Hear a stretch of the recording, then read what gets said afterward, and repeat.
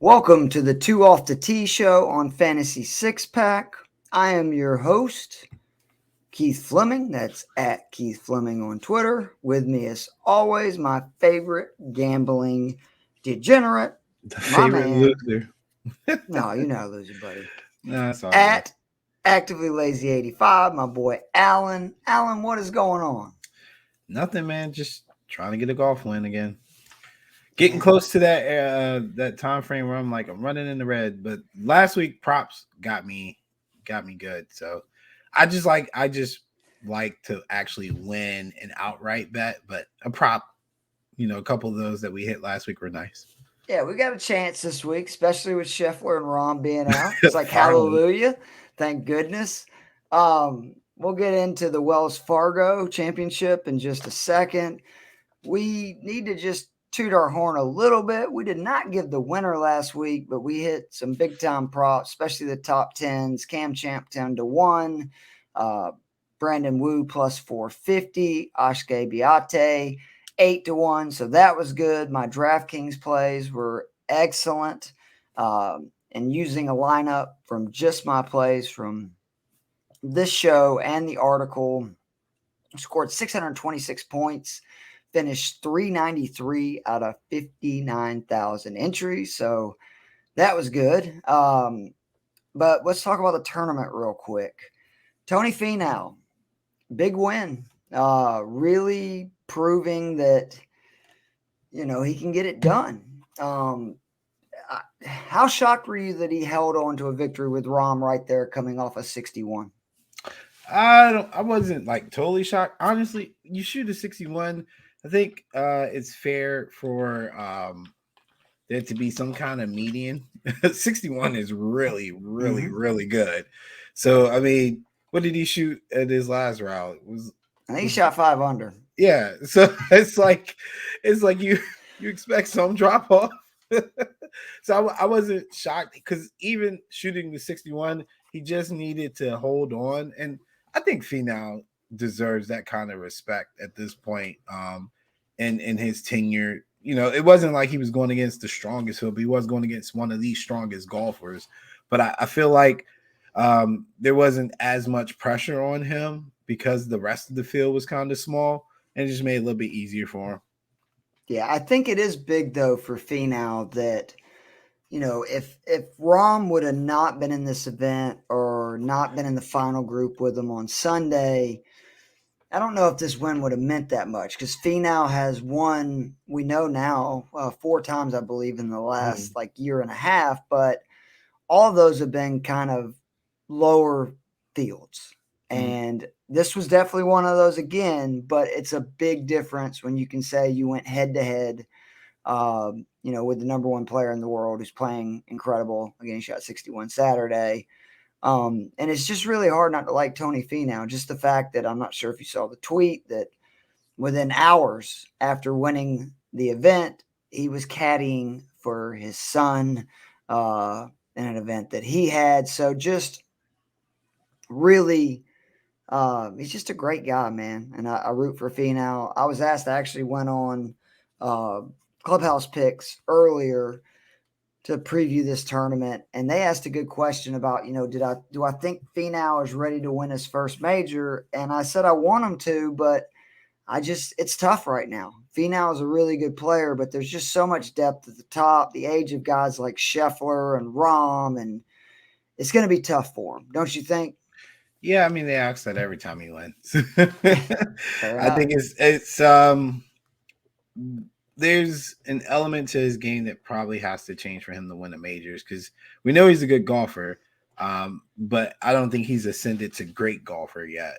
And He I keeps would, putting the way he has recently. yeah, He's getting closer because he is putting a lot better than he has and in and the previous biggest years. the biggest thing for him is to finish because I think he had a streak one time he was second like almost like 5-6 times in a row, something crazy. Like he just kept coming in second at one point before he got his first win or something like that.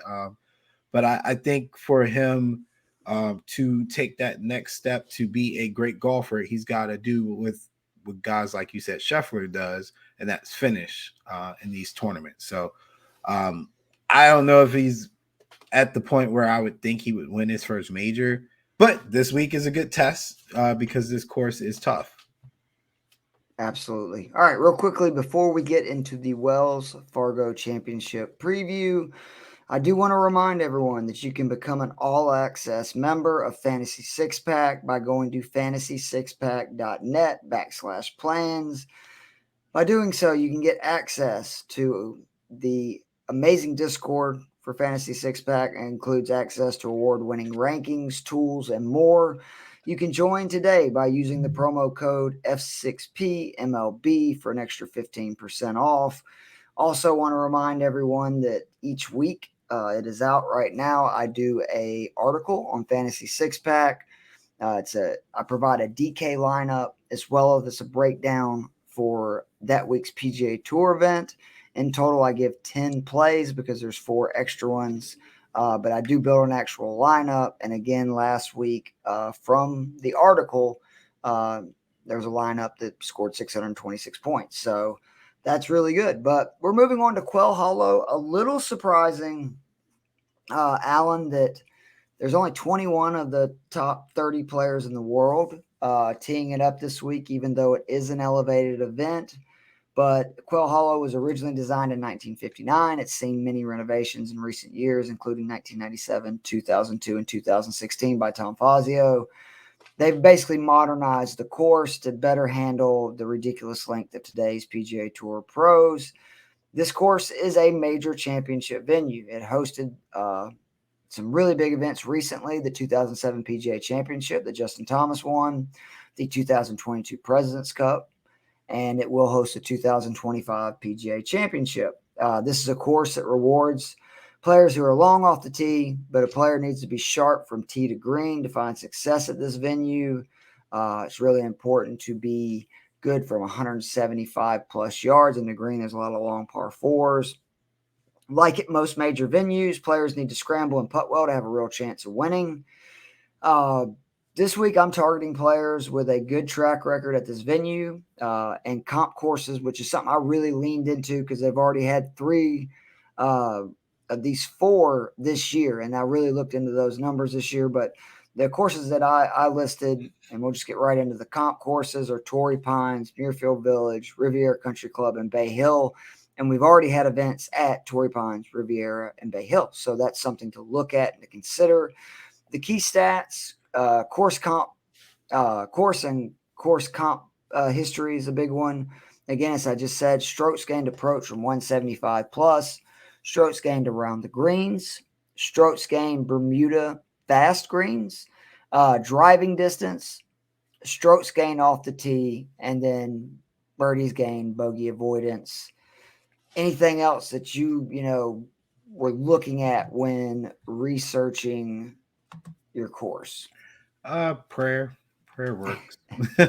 Now it's anytime I see a course that they say plays like a major, you definitely want to pay close attention to course history with those types of courses. You don't get a lot of first time winners per se at these venues, so I didn't go as deep into course comps. I just went into course history of Quail Hollow, and then also looking at the Bermudas, the fast greens, and then tough competition.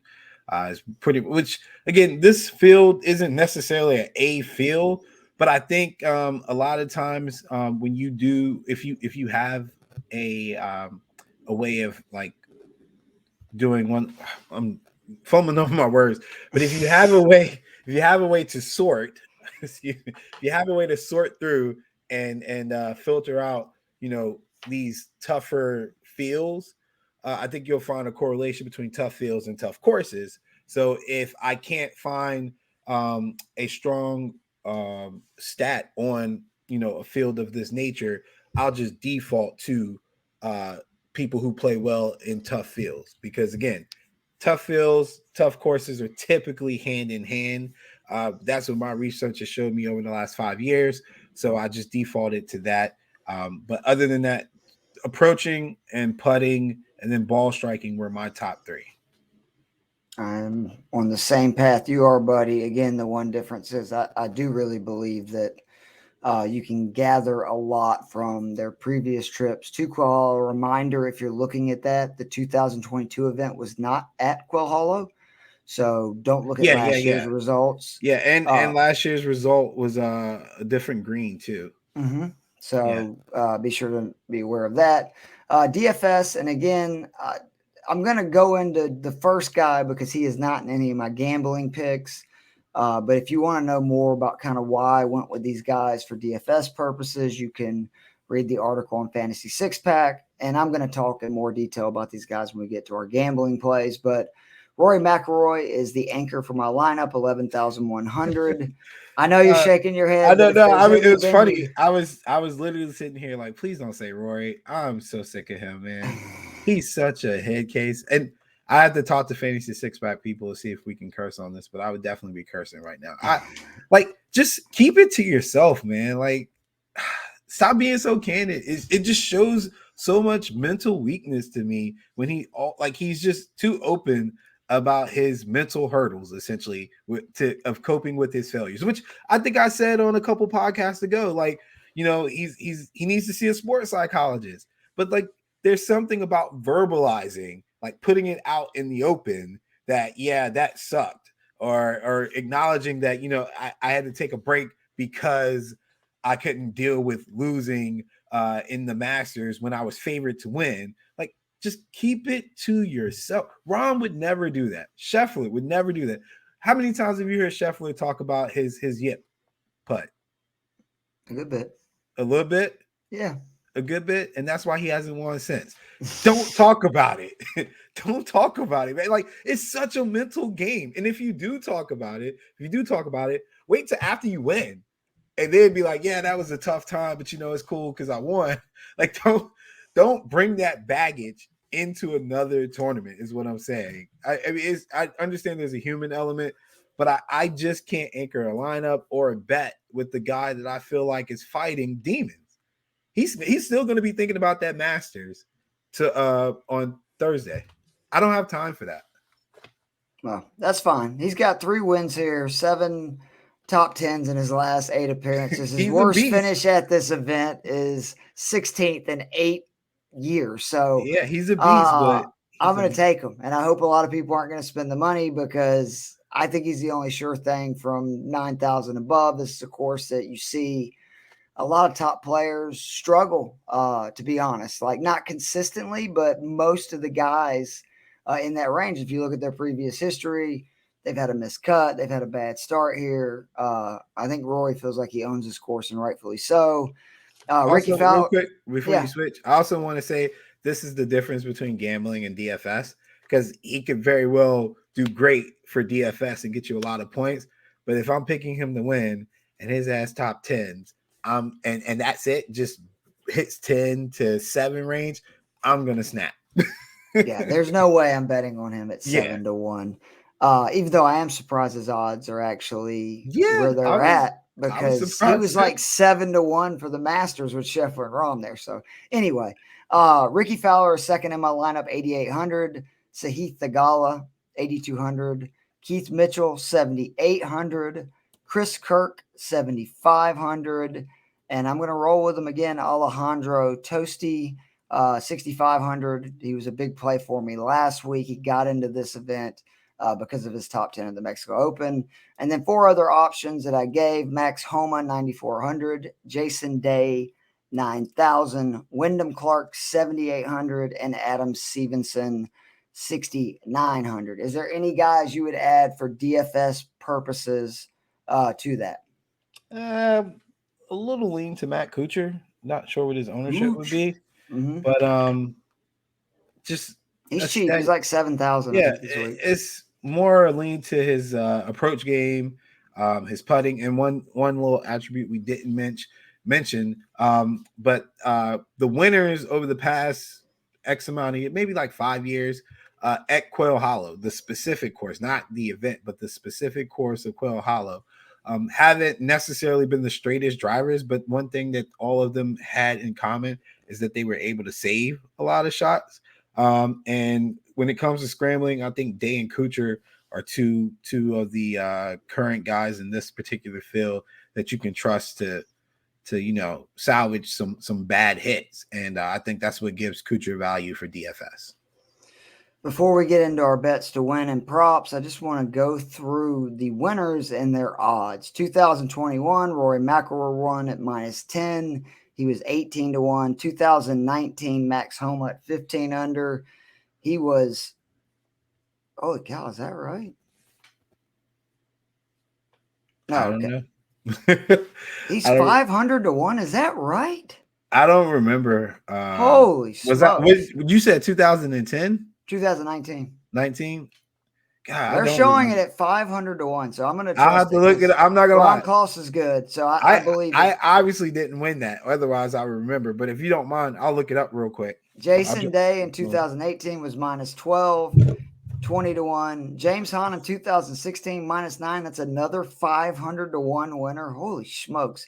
Rory McIlroy in 2015, 21 under. And Alan, this is how good Rory was in 2015 and how much he owned this event at that time. He was plus 350 that week. So that's not a good one. JB Holmes, 2014, he was -14. He was 66-1. Another 500-1. Derek Ernest -8 in 2013. Ricky Fowler, 2012, -14. He was 50-1. Lucas Glover, 2011, he was 15 under. 110-1, and Rory McIlroy 2010 -15. He was 66-1. The average is at -13, 180-1, but it helps when you have 3 500-1 winners. 3 favorites, 3 mid-range, and 4 long shots since 2010. So you can get a little frisky here.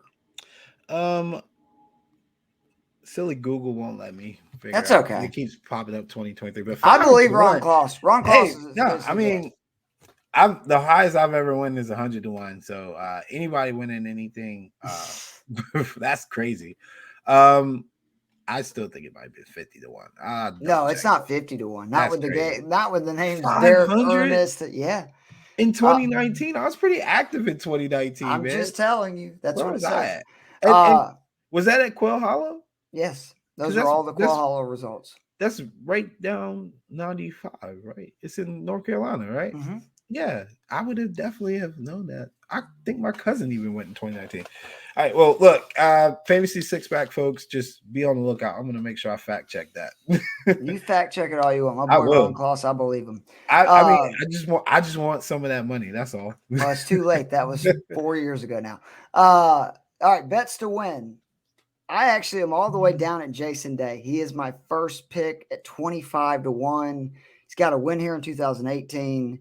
In non-major events in 2023, Jason Day has been in the top 20 in all 6 events, top 10 in 4-6. The big thing for me, finished no worse than 18th in the 3 comp courses he's played this year. That is Bay Hill, Riviera, Torrey Pines. In his last 5 events, he's gaining 5.2 strokes tee to green, 1.5 off the tee, 2.9 around the green, and 3.5 putting. Jason Day is really looking like a guy who is inching closer and closer to the Jason Day that was the #1 golfer in the world in the mid-2010s. I'm also going to double down with him with 5-1 to top 5. Who is your low odds bet this week? Or high odds, I guess you should say.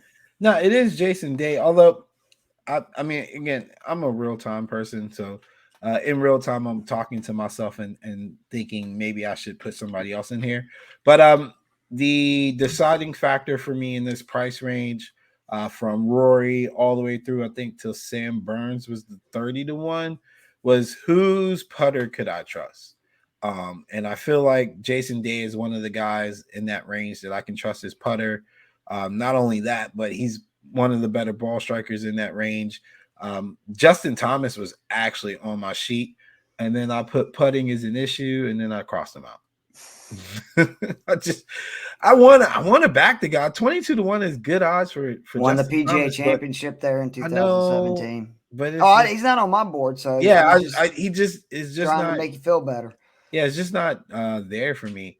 But I would give Jordan Spieth a look too. I think he was around that range too, just because He of was the putter. 18-1, I Yeah, believe.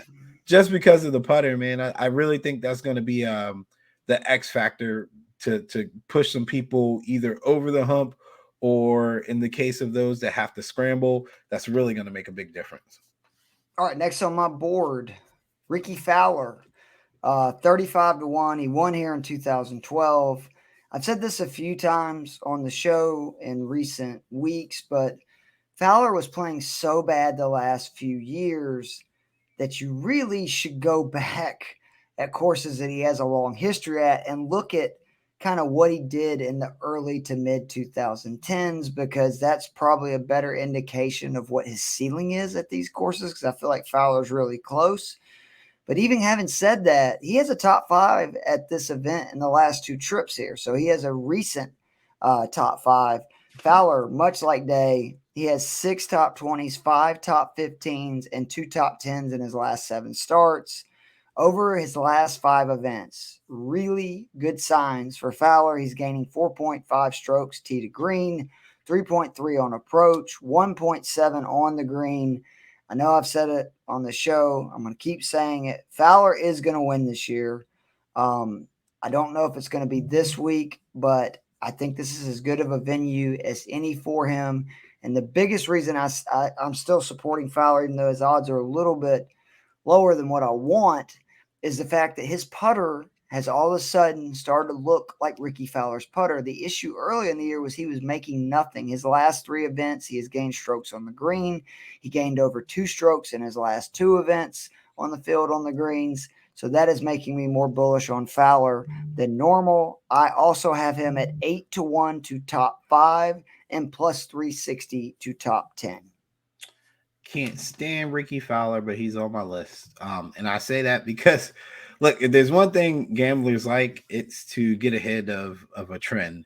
Mm-hmm. And I feel like Fowler is trending up. But I had Max Homa in between that. I wish I could have got him at 500-1, but 28-1 will do. Just because he's been playing good golf, and at some point, I think we need to be honest. He was arguably the second best golfer on tour earlier in the season, and then Scheffler and Rahm just went on a streak. But he was competing with those guys at one point. People were saying like, "Oh, he's a top 5 golfer," and he was playing like it. He just couldn't finish some of these tougher courses, but he's played those tougher courses pretty solid, and I think you can back him here. He hasn't had any issues on this East Coast swing, but it was Max Homa at 28-1, Fowler at 35-1, and just blame Jordan Spieth, because this is literally what happened with Spieth.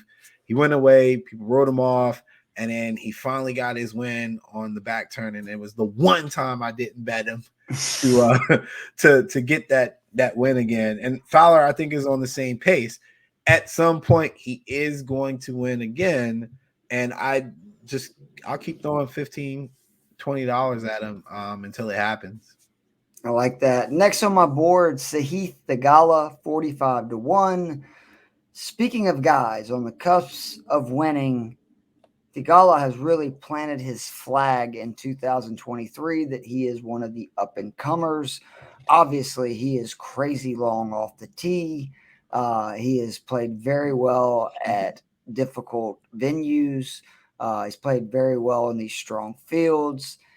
He's finished top 10 in 4 of his last 6 events, including no worse than 14th, with 2 top 6 finishes, again, on those 3 course comps that I talked about, Bay Hill, Torrey Pines, and Riviera. I think Theegala is perfectly set up for this course. That is why I'm also taking him 9-1 to top 5 and 4-1 to top 10. I really like him this week. That's probably my favorite odds for a guy that I've got to win and 2 props on. I expect Theegala to at least finish top 10 this week. He is to Tony Finau what Tyrrell Hatton is to John Rahm. Yeah, if you're gonna pick Finau, you like Finau, I think you should roll with this guy, because he's a solid golfer. I think I had talked him up a couple times, just like Aaron Rai. Like, these are guys I feel like this is where you kind of find the value. If you tag along when these guys are up and coming, catch them on props until they win, it'll pay out for you. My best example of that was John Rahm. I mean, I got a friend that'll tell you I used to bet John Rahm at prop bets every single day, man, like every chance I could get. And now he's winning so much, it's not even valuable for me anymore. But it's good to see, you know. And I think Aaron Rye and Tigala are two guys that are going to be on that same trajectory. Matthew Wolf was another guy I did that with. It didn't pan out too well for me, but he did give me at least one win along the way and some props. And there was another one in that group, Morikawa, another guy, bet props all the way up until he won his first major and so forth. And I got money on that too. So when we talk about these guys at these smaller tournaments, like last week's Mexico Open, and we pick out a Batia or something like that, don't be afraid to keep following that golfer because they will pay out for you if the talent is there. Keith plays golf. He can clearly see that. Any of you guys who actually play golf and know what to look for, if you notice somebody with potential and talent, tag along, man. Even if you just throw $5 their way, just so it keeps you honest, to keep you in the know. Because if they just miss that top 20 and then they come up with another course that is similar, like we talked about Batia, the Puerto Rican Open, we know he had a crazy round. I think it was like round 3. We had a similar course in the Mexico Open, and then lo and behold, he's one of the higher scorers, you know. Probably cashed out a pretty decent prop with him too. So that's just another example of how important it is. We had him 8 to 1 to top 10. Yeah, you got to stay current, man. And there's nothing wrong with taking a chance on guys like that. And you said you got him at 50 to 1. Who is that? Tigale 45. Yeah, 45. Okay, yeah. See, that's lower than I would have expected. But I also got him 9 to 1 to top 5 and 4 to 1 to top 10. Yeah. Yeah, nothing wrong with that. I had Keith Mitchell at 65 to 1. Attaboy. You know what? I just got a new nickname for Keith Mitchell. You want to know what that is? No, what is Cashmere Keith, which does make sense because he dresses like a douche. But I like Keith Mitchell 65 to 1. Tell us why you like him. Because the Eagles are going to draft him because they draft everything from Georgia. No, he just has good stats for Quail Hollow and those types of courses. And he's a steady golfer too, even in the midst of strong fields. So I feel like he's one of those guys that that he's game if he can get off to a good start. Like that's the most important thing for a guy like him, is just to get off to a good start because he's got the tools. The approach shot is pretty good on these courses, putting well on the greens, and then he's not, the worst driver either. So I really feel like it's a step up for him if he wins, obviously. But he's a guy that at 65 to 1, I'm willing to bet that he's going to take that next step. I think Sam Burns and I think Burns was definitely a good example of it, of a guy that was kind of around this range at one point, and then he ended up placing a pretty high on a lot of props, and then they started leveling him off again. I think he's at 30 to 1 in this tournament. This time last year, he would have been the 65 to 1. So Keith Mitchell, I think, along the same trajectory, and that's why I'm tagging along and putting some money on him. Yeah, I also have him. It's pretty simple. Great track record here. His last 2 trips to Quail Hollow, T3, T8. He by far is the best putter on Bermuda greens. He's gaining 2.5 strokes gained off the tee, and also 2.5 strokes tee to green over his last 5 starts. He's another guy that I'm doubling down with. I got him plus 550 to top 10. Get into some. Do you have any more? Or are you gonna get into long shots? I got that's actually where I stopped. Although Matt Kuchar at I think 80 to 1 was circled, I might double back for him, but I ended up just doing a prop with him. I do have 2 long shots. Chris Kirk 100 to 1 because I pick him every week. On the same page. I just pick him every week, man. But the wildest thing I've ever done, Webb Simpson at 250 to 1. If he's even remotely a third of what he should be, I feel like he'll place. Like I got him at top 26-1. Like, geez, man. I don't know. I don't want to write Webb off. Yeah, I don't know exactly what's wrong with him, if he's coming back off an injury or what is going on. But 2 years ago he's like a top 20, top 30 golfer. And he's not like old. So where did his game go? So I'm just gonna tag along and see. Once again, tag along and see, man. I am not afraid to do that at those odds. All right, I got Siwoo Kim 90-1. This is purely off the way he played at the President's Club Cup in 2022. He went 3-1 at that event. Was the best player on the international team. Remember, he beat JT in singles. It was the first match of the Sunday singles matches, and JT won a major here in 2017. Chris Kirk, I'm with you. He putts well on Bermuda greens. He's obviously a great ball striker, drives it well off the tee. His last 5 events, he's gaining 3.2 strokes tee to green, 1.6 around them, and 1.9 on them. He's priced too high. Like, it's crazy. There's guys in the 70 to 90 range that Chris Kirk's won this year. Mm-hmm. Chris Kirk has played really well. He's finished in the top 3 times this season. I don't really understand why they're giving him the disrespect. And then Ashke Beata, 200-1. I'm going to keep playing him if they keep giving him these ridiculous odds. He's got big talent. He drives the ball well. He's a really good long iron player. Obviously, the putter kind of lets him down at times, but this is a course that you can basically win it by just being superior tee to green. So as long as they keep him in those crazy odds, I'm going to keep doing it. By the way, I also have Chris Kirk at 18-1 to top 5, and I have Ashke Beate at 14-1 to top 10. And also 6-1 to top 20. I like both of those odds. Getting into the props, and again, I'll just read over the guys that I already have. Let's see here. Sorry, I got lost there for a second. We've got for a top 5, I've talked about it. Jason Day, he's 5-1. We've got Max Homa, who is one of the people I've not discussed. He won here in 2019, then won the event in 2022, even though that was at a different venue. He just has to have good feelings about this event. He's been on a downswing, and he's too talented. I think that just the fact that he's got so many good feelings this week, I would not be surprised at all if he top 5s. And again, 6-1 is not bad odds for a guy, as Alan was mentioning earlier, was one of the best players in the world not too recently.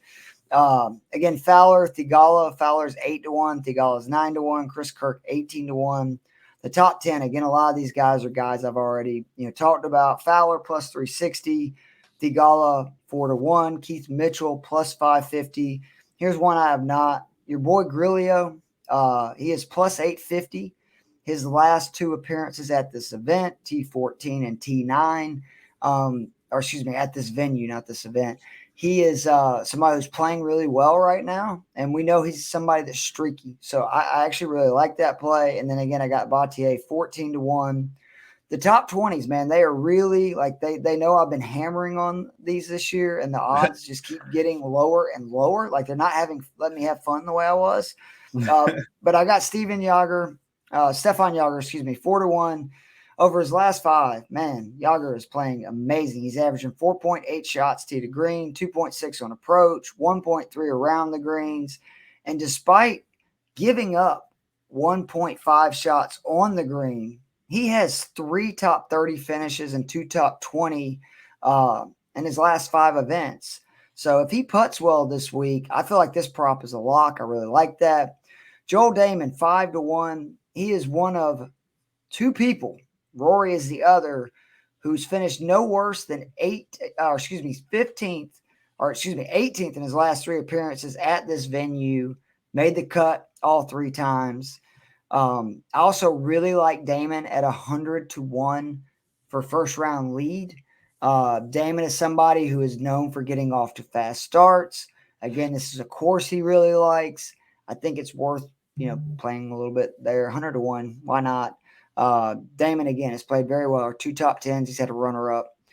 Ashke Beate, again, 6-1. I talked about him. Our boy Ben Martin, plus 650. You know, I couldn't leave him out, Alan. He's had 2 finishes inside the top 18 in his last 3 appearances at Quail Hollow. He has 4 top 13 finishes in his last 8 events.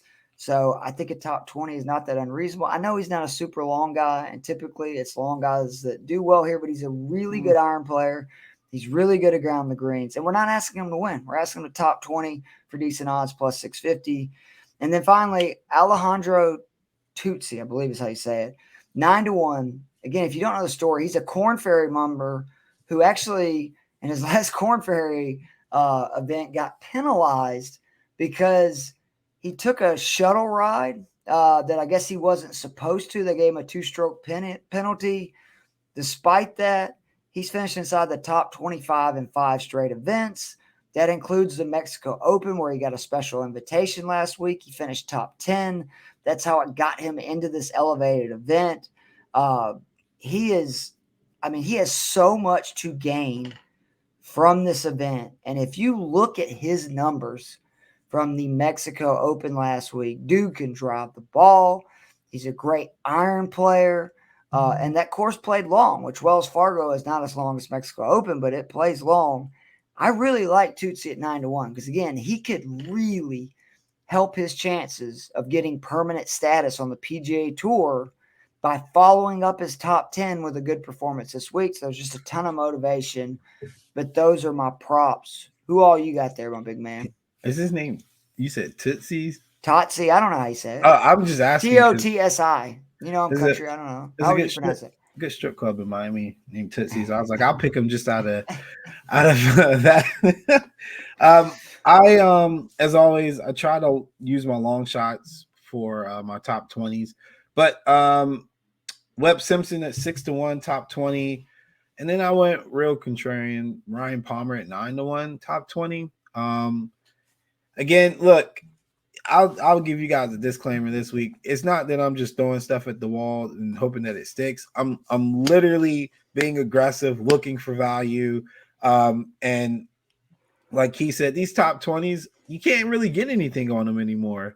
So the top 10s and top 5s are really the only places you can get like crazy odds, and it's so hard for a player to do that. Yeah, so I'm gonna keep trying to find something that sticks. Now, I will say next week, like after this week, I will be switching my strategy up, looking for guys who have angles where they really need to do well in this tournament to keep their like tour card and things like that, because those guys do find a way to top 20, and usually they're at really long odds. So that'll be a strategy going forward after this week.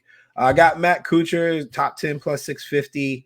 Again, I think he's going to be a steady hand in this tournament. And then Max Homa, 6-1. I put Homa in my top 5 at 6-1 because I really like him to win.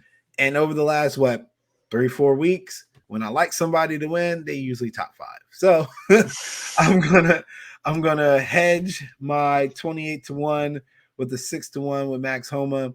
And I will tell you guys that there will be at least 30, 35 minutes of Saturday where I'm not going to be watching golf. And that's just because it's the Kentucky Derby. Do you want to talk any PGA futures? Because we're 2 weeks away. Or is it too early? Let's do that next week because I haven't looked at it. But I really need to, because I think that's where we're going to find some value on some of our like top tier guys. Because I bet you Scotty and Rahm on the futures was way better than what we saw when it first started, and we probably could have got ahead of it, but we just missed out. All right. Well, we have made it through the Wells Fargo. It's a good event. If you've never watched the Wells Fargo, beautiful golf course, like really one of the best fair tests in golf. A reminder that it's not going to be a scoring fest. The average score, again, is somewhere in that 10 to 13 under range. Think about that with your DraftKings lineups. I know I did in the one I put in the article. And also think about it when you're doing top 10s, top 20s. Look at bogey avoidance. Look at guys that don't make a lot of bogeys or worse, because guys are going to make the cut not making a ton of birdies. It's just going to happen. There's going to be a few guys that they might make 5-6 birdies and make the cut because they don't make, but a handful of bogeys. And Alan, what do you want to plug before we get out of here?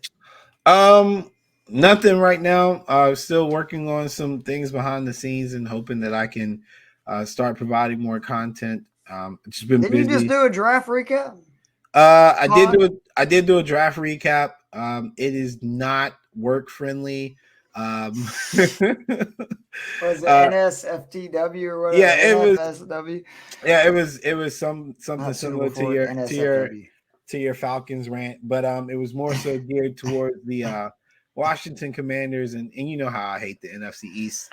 But yeah, I do have that, but it's with another platform, so I didn't know. That's okay. Talk about it. Okay, Joe's cool with it. Plug it. Yeah, yeah. So IBN Network, my friend Ronnie's sports group, we did a draft recap. You can follow the IBN handle on Twitter, and occasionally I'll drop some film study. I had a recap for the Bills. I'm gonna try to get some more out Friday when I'm off, but it'll be draft grades based on a combination of what I think and then also what like NFL.com has said, PFF and things like that. So I'll be putting that out as well Friday morning before I celebrate Cinco de Mayo. Cool. And be sure to follow him at Actively Lazy 85. Yeah. If you will go to Fantasy and Frames YouTube channel, which I host a DFS football show called the Daily Fix during football season. We did a draft special, and I lost my mind when the Falcons selected Bijan Robinson over Jalen Carter. It's not that I don't think Robinson's good, but if you want to laugh, check it out. You can see the veins popping out of my head at the end of the YouTube short that they put on the page. Also, kind of exciting news. Tomorrow, I have a mutual acquaintance that just got his own radio show on ESPN's local radio station in Northwest Florida. I will be going on tomorrow to preview the Wells Fargo event. Alan is going to be coming on some to discuss gambling. So if you want to, you can check that out on Facebook. They stream each episode or each day. He's on from 11 to 1 Florida time. So East Coast time. So be sure to check that out. You just go to ESPN Northwest Florida Radio. Again, check out all the good stuff on Fantasy Six Pack right now. They're doing some amazing stuff with baseball, obviously basketball. I loved all the reactions from everybody about Harden going absolutely bananas last night and beating the Celtics. And I don't know about you, Alan. I actually am very excited to see this Warriors-Lakers series. Yeah. Let's get this out the way. This is the last dance for both of them, hopefully. You think so? I mean, I think the window is closing for LeBron. Yeah. I believe that. For Steph, you think it's closing too? Yeah, I think this window is closing for Steph. Okay. And it's not Steph personally, but just that. No, I know what you're saying. The team and the team. Yeah, I got you. No, that makes sense. Well, it's going to be exciting, but again, we hope to keep hot with our picks because we've been doing pretty well, especially on the props. We were talking about this on the Clubhouse pod, but I don't really feel like it's been an L that we haven't had but one winner this year because it's the freaking Scheffler and Rahm show. It's like every week those guys win. So it's been really difficult, but luckily they're not here this week. So hopefully that's going to help us out. Yeah, no, logic says that we're still doing great, but my personal vendetta to be right when it comes to picking winners says this ain't it. So it'll be nice to see somebody other than Scheffler and Rahm win. So definitely hoping that one of our wins, picks to win, hits. The props, again, if we're being honest, our props have been better, obviously, than our bets to win this year. So you might want to take a look at those again. And be sure to check out my article for DFS on Fantasy Six Pack. But for my man, Alan, that's at Actively Lazy 85. I'm Keith Flemming. That's at Keith Flemming on Twitter. This has been the 2 Off the Tee show on Fantasy Six Pack. I hope you guys have a great week and a successful betting card for the Wells Fargo Championship. We'll see you. See you.